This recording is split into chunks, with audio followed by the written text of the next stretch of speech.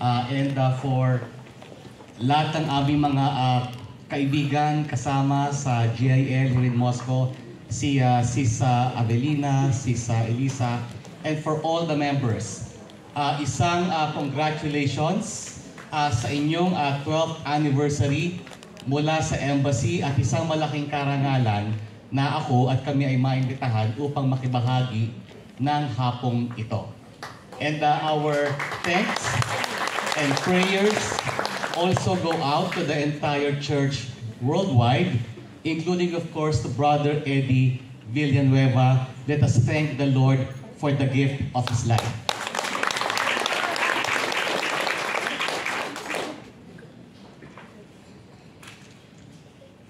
Dala ko pa yung aking Biblia. Actually, ito po yung Bible ng aking nanay. And I was very much inspired when Reverend Pastor Alfred was talking about his own mother, because I lost my mother 9 years ago. She was 75 when she passed away. She would be 84 this coming October. But she always emphasized that we should follow the Word of God. And that's why I brought her Bible with me to Moscow, and I brought it here for this very important fellowship. Amen. And there are some passages I would like to read.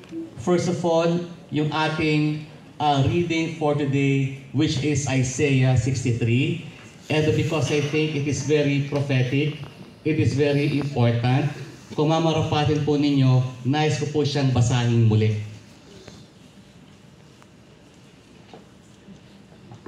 Malit po siya, so magtatagal muna ako ng salamin.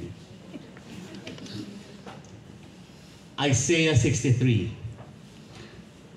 Who is this coming from Edom, from Bozrah, with his garments stained crimson? Who is this robed in splendor, striding forward in the greatness of his strength?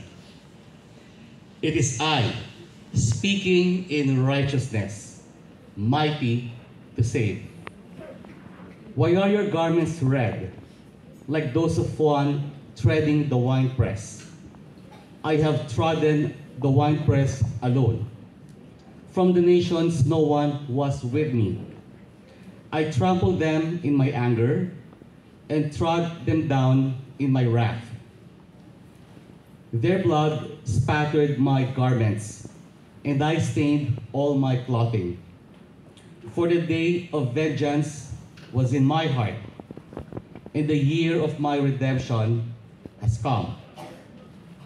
I looked, but there was no one to help. I was appalled that no one gave support. So my own arm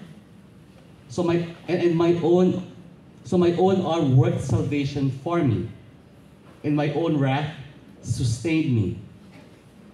I trampled the nations in my anger. In my wrath, I made them drunk and poured their blood on the ground. Amen.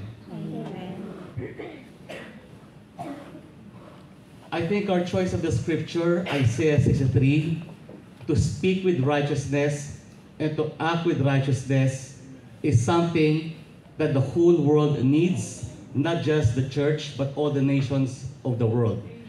At ang salitang yan ay hindi lang po para sa bayan ng Israel, kundi para sa buong mundo. Because this promise from the Lord, it is a prediction, it is a promise of the second coming of Christ. And that is why it is very important to understand and to remember how GIL began in 1978 when Brother Eddie, an economics and finance professor at the Philippine College of Commerce, now of course PUP, moved away from his Marxist, Leninist leanings as a professor and gathered 15 of his colleagues for a Bible study to share the Word of God and to grow together in the Word of God. And since 1978, lumaganap, lumaki, and GIL is very big, hindi lang sa Pilipinas, kundi sa buong mundo. 60 countries, including dito sa Russia. Congratulations, GIL 12th anniversary. And Brother Eddie's example and his life has been an inspiration for all of us, especially when Brother Eddie talks about the full gospel of salvation, sanctification, faith healing, and the second coming of Christ, which is what is promised in the book of Isaiah.